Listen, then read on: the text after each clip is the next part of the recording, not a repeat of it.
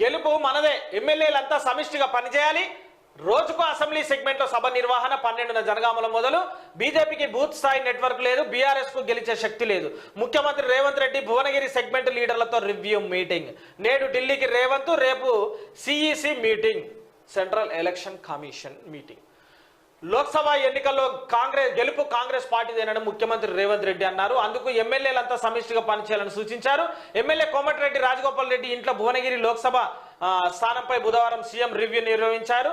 చామాల కిరణ్ కుమార్ రెడ్డి గెలుపు ఖాయమంట. చామాల ఇప్పటి నుంచి క్షేత్రస్థాయిలో కార్యాచరణను మొదలు పెట్టాలని స్పష్టం చేశారు. అసెంబ్లీ సెగ్మెంట్ వారీగా మీటింగులు నిర్వహించాలని సూచించారు. బీజేపీకి బూత్ స్థాయిలో కేడరు నెట్వర్క్ లేదని, బీఆర్ఎస్ కు శక్తి లేదని తెలిపారు.